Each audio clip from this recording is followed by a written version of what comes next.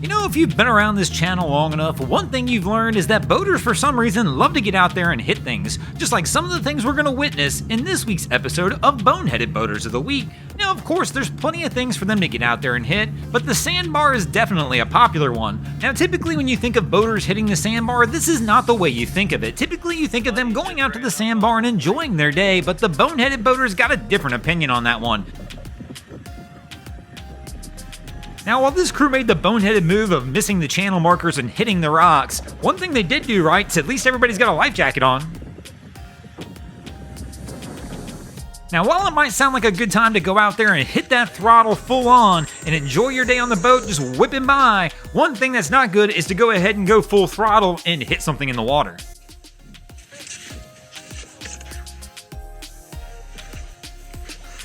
Now, of course, the good news for this crew is they were able to recover the lower unit. The bad news is I'm not sure that that's reusable. Let me know in the comments if you think something like that can be fixed without buying a new one.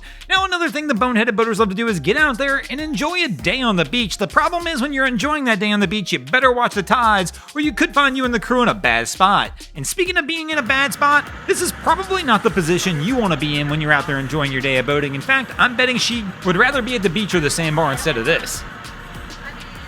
I'm sure when Cap said, come hang with us for the day on the boat, that's not what she had in mind. We could jump in and like push her up. Now, of course, some boaters enjoy a day of going out there and catching some fish, getting out, hitting some tail, and doing so by hitting the shallows. But this crew takes that to a whole new level. Now, I've never been one to go out there and try and get my boat into shallow water, and if I ever am going to do it after watching this video, I'm going to go ahead and get a charter boat and let them deal with the ramifications of doing so. But our guy winds up hitting the throttle, and man, watch how this one ends.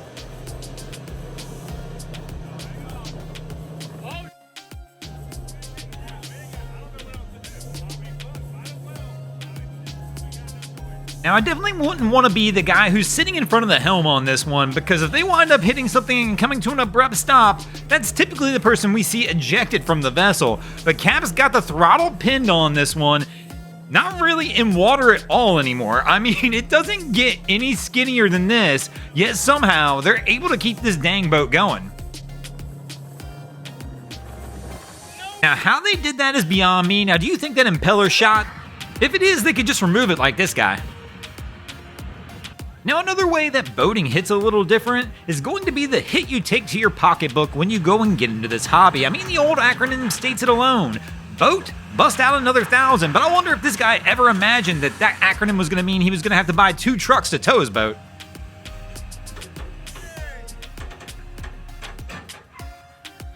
Now, of course, tow vehicles aren't the only expense you're going to have in boating. There's going to be that maintenance and upkeep, and sometimes that'll even mean maintenance and upkeep to the garage itself. I got to show you something. That's what I woke up to. They were going to clean the kitchen. Now, sometimes that bust out another 1,000 is going to mean you got to hire a detailer to come take care of the boat when you and the boys are done. Yep. I guess they got too tired or something. But they were going to clean the kitchen. But here's the really scary part. This is why it's so important to keep your boat clean. I just want you to look. I can't spend much time out here. There's so many bees. I guess the boys weren't behaving when they didn't clean up last night. There's so many bees. I don't want to get bit. It is unbelievable, the amount of bees, if you look real close. And speaking of hitting things on a boat, if this was me, I would be hitting the dock immediately, and the crew that was on my boat would be hitting the dock as well, because they wouldn't be invited back on if they left my boat looking like this. We gotta close the door. Good luck out there. Now, one of the #1 rules in boating actually is it's everybody's responsibility to do everything they can to avoid an accident, and this guy took it to the extreme.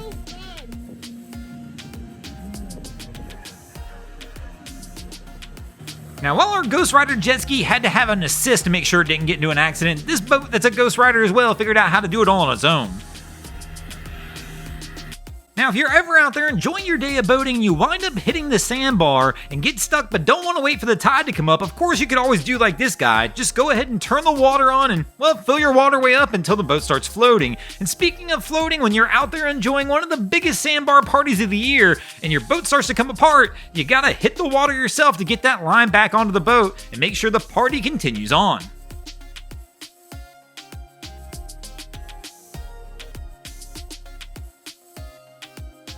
And when things go drastically wrong in boating, sometimes the best thing you can do, well, is hit the throttle and get out of there, kind of like we see these crews doing here.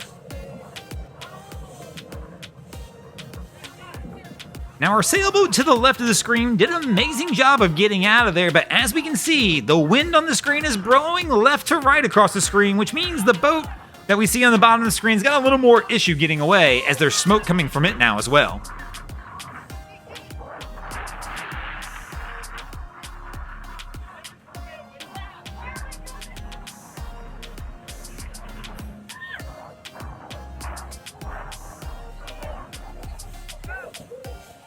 Now the good news in this situation is what I see here is white smoke, and what we see off the other vessels is black smoke, telling me that this is probably a small fire that started from the other blaze, but they were able to get this one extinguished just in the nick of time to probably barely wind up saving this boat. And speaking of saving boats, our next crew doesn't quite have the same luck, as they wind up getting a little overloaded, and well, you probably already know how this one ends.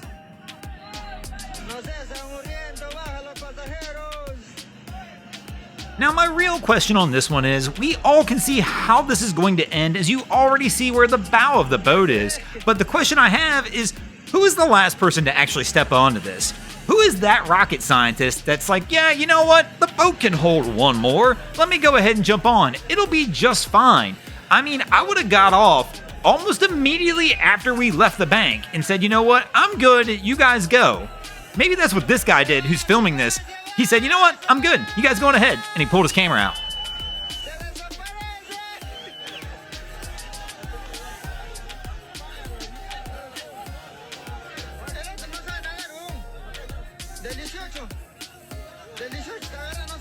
Now another thing the Boneheaded Boaters are pretty good at is getting out there and hitting bridges. This one always baffles me a little bit as well, as typically you can find in the spec book of your vessel exactly how tall it sits on the water. Now of course when you start adding things like lights and radars as we see here, that obviously elevates a little bit, but everybody should have a pretty good idea about exactly where their boat sits. This crew barely makes it, only losing a light, but it can be a little frustrating when you gotta deal with a bridge like this all the time, so sometimes boaters will go ahead and take actions in their own hands to make their vessel just a little less tall out there on the water.